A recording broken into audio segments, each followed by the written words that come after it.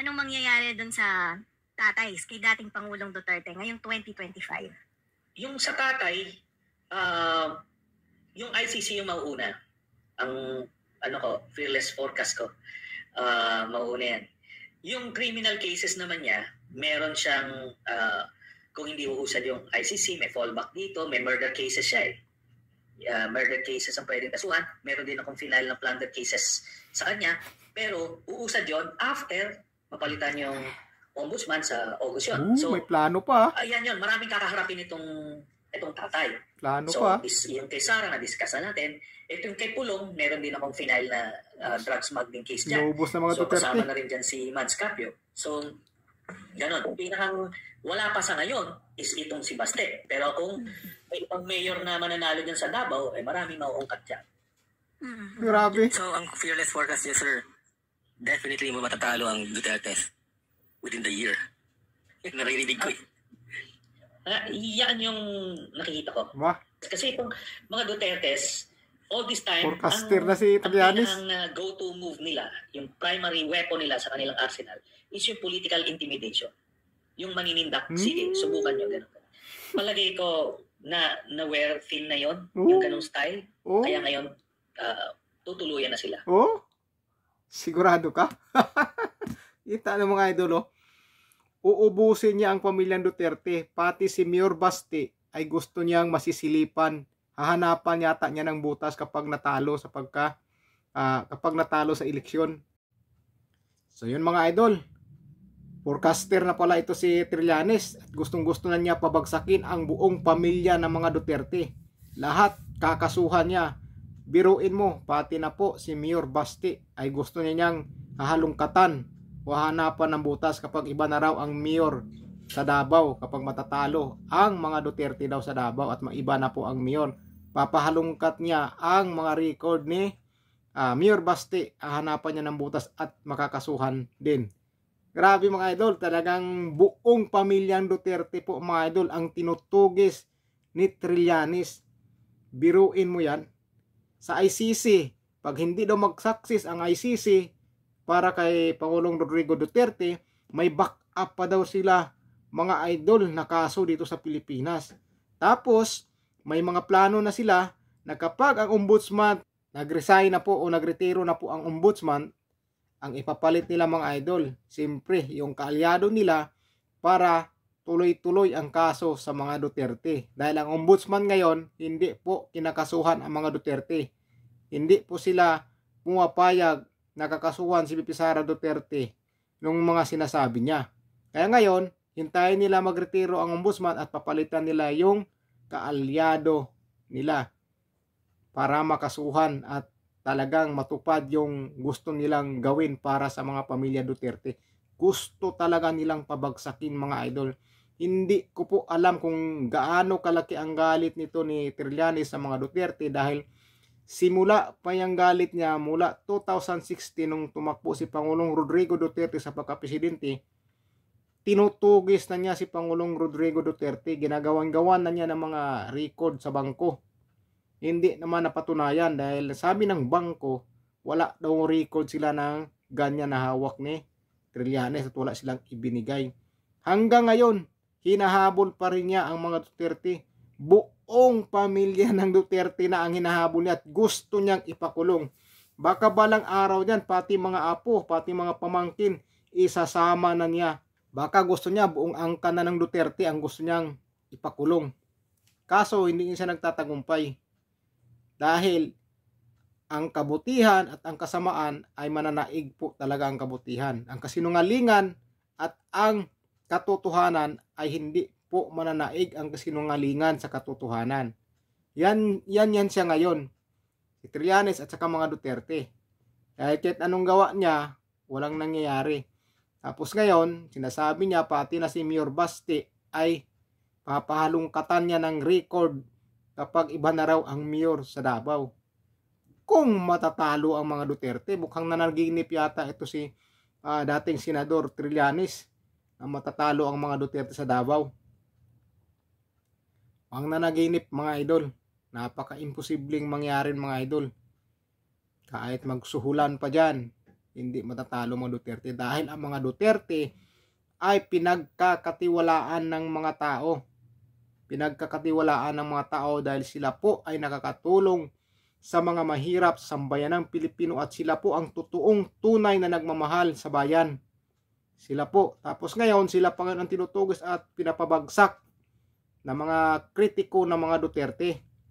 Biruin mo, si BP Sara pinagbintangan na kinukurap yung pundo.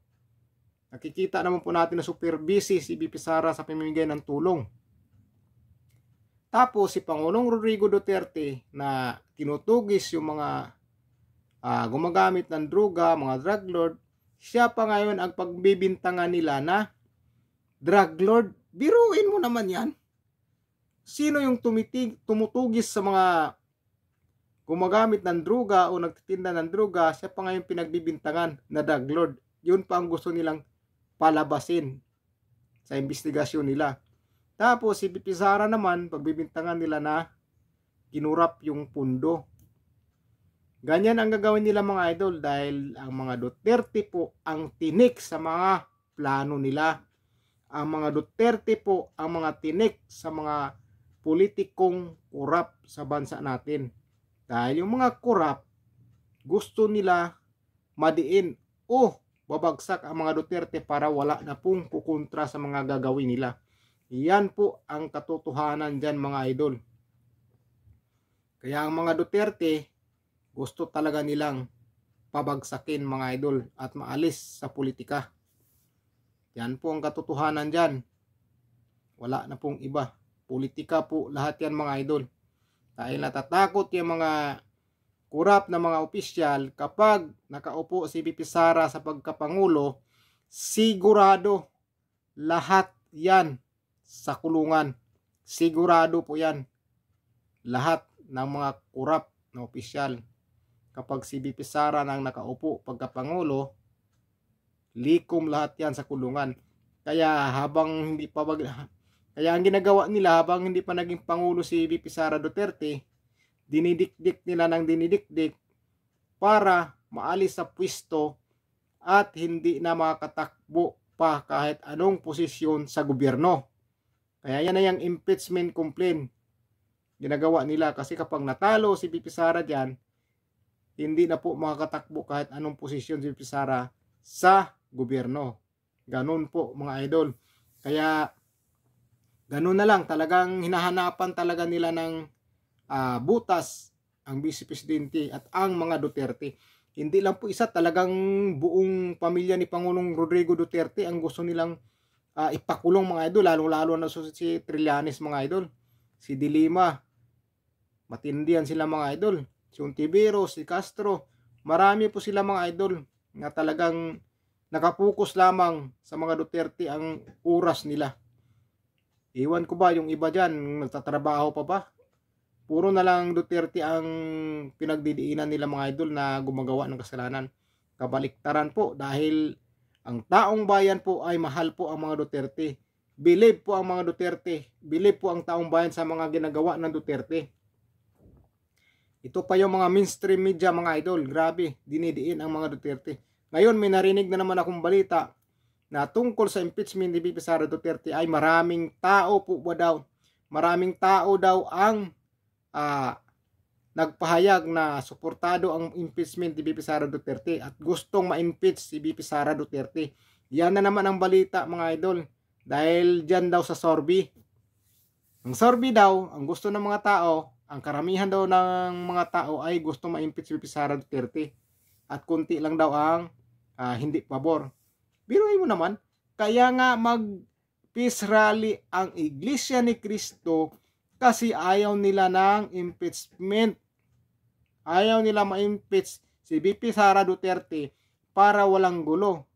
Tapos ito, nagpapapil na naman tong mainstream media, ibinalita nila yung survey na mas marami daw tao na gusto ma-impeach si BP Sara Duterte. Doon pa lang sa caption nila mga idol, makikita mo na doon mga idol na dinidiinan nila si BP Sara na ma-impeach talaga at pabor daw ang karamihan na mga tao.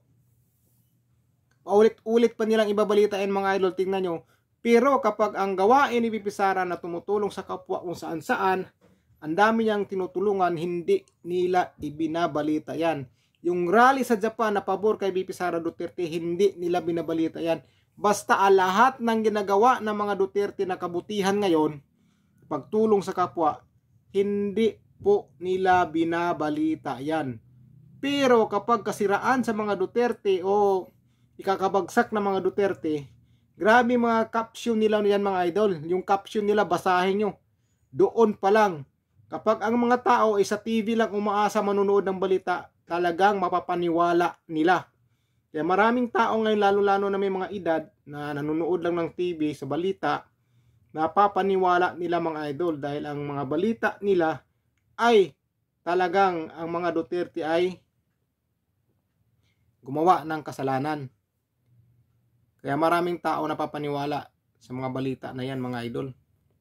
Doon pa lang sa caption mga idol sa title pa lang nila, makikita mo na.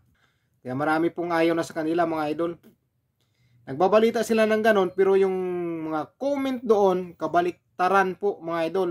Dahil mga comment doon, nagagalit sa kanila o hindi pabor sa mga binabalita nila. Talagang nagbulag-bulagan na lang siguro mga yan. Hayaan na lang po natin mga idol, ipagdasal lang po natin mga idol na hindi magtatagumpay yung mga ginagawa nila sa mga Duterte mga idol, dahil ang mga Duterte po mga idol talagang maasahan po natin mga idol. Para po sa bayan talaga ang mga Duterte. Nakikita ko po yan mga idol. Yan po ang nasa loob ko mga idol, na mga Duterte po ay makakatulong o mahal po ang bansang Pilipinas. Dahil napakabait po ang mga Duterte mga idol. Napakabait po sila, matulungin na pamilya po mga idol. Kaya sana hindi magtagumpay yung mga taong gusto mapabagsak ang pamilyang Duterte.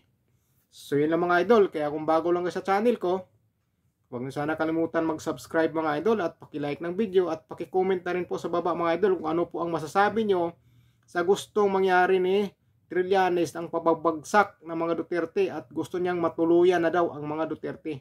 Pa-comment lang mga idol. Huwag niyo sana kalimutan mag-subscribe mga idol at paki-click ng notification bell. Sulit po tayo mga idol.